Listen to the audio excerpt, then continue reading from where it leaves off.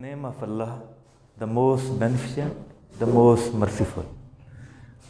Dear students, today we are going to discuss about common intention, common object, constructive liability, vicarious liability, according to section 34 and section 149 of PPC. ये दो section यानी दफ़ात ऐसी हैं Pakistan penal code की कि जिनको common intention के हवाले से कोट किया जाता है। सबसे पहले सेक्शन 34, इसके मुताबिक एक्ट बाई 2 और more persons in furtherance of common intention, दो अशखास या उससे ज़्यादा अशखास अगर वो एक एक्ट करते हैं किस लिए, इन फर्दरेंस ऑफ कॉमन इंटेंशन, अपने मुश्तरका इरादे मकसद के लिए, तो वो उस कैटेगरी में आएंगे सेक्शन 34 की कैटेगरी। जबकि सेक्शन 149 के मुताबिक एक्ट बाई 5 और more person in furtherance of common intention, यानी ये स्लाइड सा डिफरेंस है लेकिन आपने इसको मद्देनज़र रखना है। सेक्शन 34 में दो या दो से ज़्यादा अशखास हैं, जबकि सेक्शन 149 के अंदर 5 और मोर पर्सन हैं, यानी 5 से कम होंगे, 2 हैं, 3 हैं, 4 हैं, वो सेक्शन 34 में आएंगे। अगर 5 या 5 से ज़्यादा अशखास होंगे और सारे मिलके एक ही काम कर रहे हैं, यानी अनलॉफुल असम्बली कायम करते हैं, या वो एक जगह पे असॉल्ट करते हैं, अटैक करते हैं, अफरेक करते हैं, जो भी जुर्म करते हैं, तो वो 149 अप्लाई होगी। ये आम तौर पर FIR आप देखते हैं कहीं पे लिखा होता है 34, मुख्तलिफ जराइम लड़ाई में 337 की मुख्तलिफ शिकें लिखी होती हैं, नीचे लिखा होता है 34। कहीं पे बाकी चीज़ें लिख के 337 है या 324 है, उसके नीचे लिखा होता है 149। तो फ़र्क यही है, यानी जब 5 से कम बंदे होते हैं जुर्म को करने वाले एक्यूज़, तो उस सूरत में 34 अप्लाई करते हैं, और जब 5 से ज़्यादा होते हैं उस सूरत में 149 को अप्लाई करते हैं।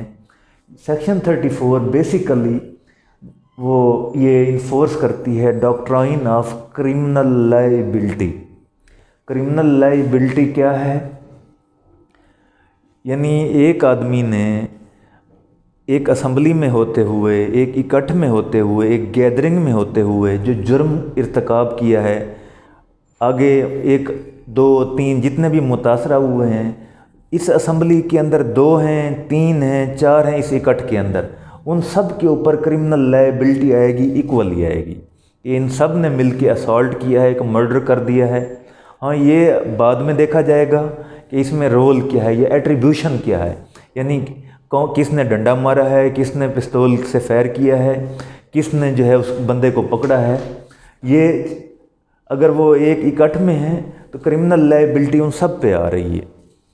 ये जो सेक्शन 149 है ये इन्फोर्स करती है विकारियस लायबिलिटी, नियाबती ज़िम्मेदारी, यानी उसके ज़ेरे वो एहतमाम लोगों ने, उसकी क्या कहेंगे, पीछे चलने वाले लोगों ने एक जुर्म का इर्तकाब किया एक आदमी के, तो उसे हम कहेंगे ये विकेरियस लायबिलिटी में। एक आदमी का नौकर जो है, सर्वेंट, कोई जुर्म कर देता है और वो जुर्म उसने इसलिए किया है कि वो उस मास्टर की वजह से, उस मालिक की वजह से एक ख़ास एरिया में आया है, तो विकेरियस लायबिलिटी में वो भी आ सकता है।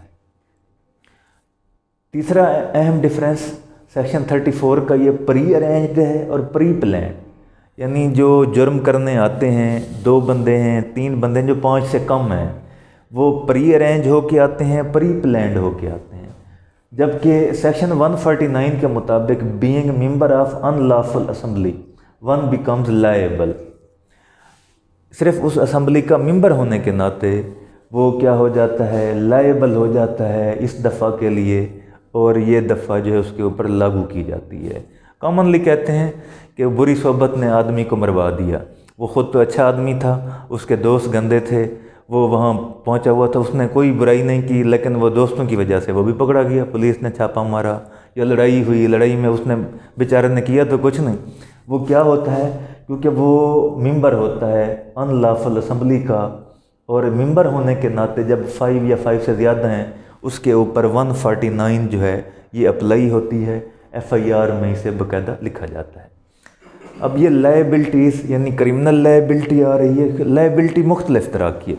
लायबिलिटी को सिंपली कहें ज़िम्मेदारी। एक आदमी एक जुर्म करता है, ख़यानत करता है या कोई रॉन्ग करता है, उसके ऊपर एक लायबिलिटी थी जो उसने तोड़ी है। अगर उसने ऐसा जुर्म किया है जो वो क्राइम के ज़ुमरे में आता है, मेजर क्राइम के, हम कहेंगे ये उसके ऊपर क्रिमिनल लायबिलिटी आती है। उसके बिहाफ पर या उसकी वजह से वो कोई जुर्म हुआ है, विकैरियस लायबिलिटी आएगी। एक है constructive liability. If 2 or more persons commit a crime together with common intention they would be held liable for that act equally। अगर 2 या 2 से ज़्यादा अशख़ास एक जुर्म का इर्तकाब करते हैं, एक साथ इर्तकाब करते हैं, एक ही इरादे के साथ, कॉमन इंटेंशन के साथ, तो they would be held liable for that act equally. उन सब को जो है इस जुर्म में इक्वली ज़िम्मेदार समझा जाएगा कि 2 बंदे थे, 3 थे, 5 थे, उन्होंने मिलकर एक जगह पे असॉल्ट कर दिया, हमला कर दिया, अटैक कर दिया, बंदे को इंजर्ड कर दिया, हर्ट कर दिया, उसका बाजू तोड़ दिया या कुछ भी उसकी बॉडी को जो है कोई नुकसान पहुंचाया है। वो उस असम्बली में उन अशख़ास में जो भी बंदे शामिल होंगे उन सब के ऊपर जो है इक्वली लायबिलिटी आएगी कि ये हमला आवर गिरोह में थे। असेलेंट्स जिन्हें कहते हैं कि लिखा जाता है कि असेलेंट्स, इतने असेलेंट्स थे, इतने हमला आवर आए। तो हमला आवर वो उस कैटेगरी में आएगा being member of that party. वो 2 बंदे हैं, 3 बंदे हैं, वो उसके ऊपर कंस्ट्रक्टिव लायबिलिटी आएगी। कंस्ट्रक्टिव कहते हैं तामीरी। एक आदमी ने, 3 बंदे जा रहे हैं, तीनों ने जो है हमला कर दिया है, उनमें एक के हमले की वजह से एक बंदा मर जाता है, बाकी 2 ने सिर्फ पकड़ा है या वो उसको अबेटमेंट देते रहे हैं, तो वो कंस्ट्रक्टिव लायबिलिटी तीनों के ऊपर आएगी।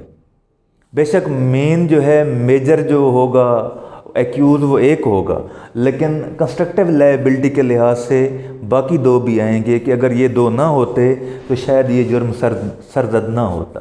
तो सेक्शन 34 और 149 ये हमें बताते हैं, डिफ्रेंशिएट कराते हैं कि कॉमन इंटेंशन क्या है, क्रिमिनल लायबिलिटी किस तरह से जो है अप्लाई होती है और कंस्ट्रक्टिव लायबिलिटी को किस तरह से डिटरमिन किया जाता है। इन दोनों सेक्शन के ऊपर जो है वो महारत होना इस लिहाज से कि हम फ़र्क कर सकें कि बंदे 2 थे या 3 थे, 4 थे, 5 से कम थे, वो सेक्शन 34 के ज़ुमरे में आएंगे।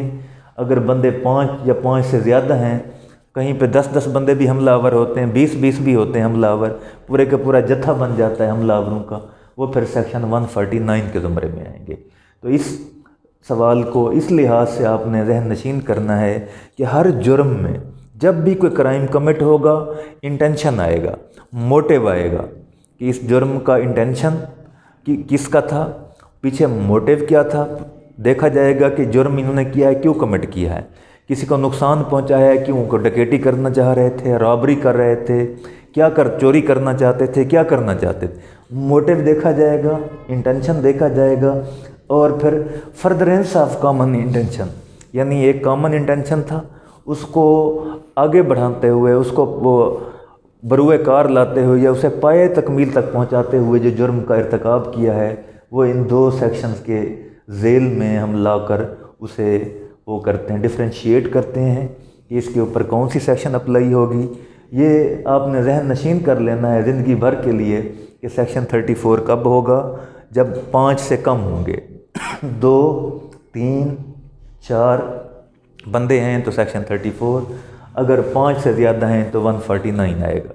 तो इस तरह से ये सवाल जो है हम इसको यहाँ पे सम अप करते हैं कि अगर कोई ऐसा इल्लीगल एक्ट किया जाता है जिसकी फर्दरेंस में, यानी वो कॉमन इंटेंशन के साथ एक इल्लीगल एक्ट किया गया है, इन फर्दरेंस में क्या फर्दरेंस थी कि कोई नुकसान पहुंचाना था, लॉस पहुंचाना था, तो उस सूरत में वो 34 अप्लाई होगी और 149 अप्लाई होंगे। वस्सलाम।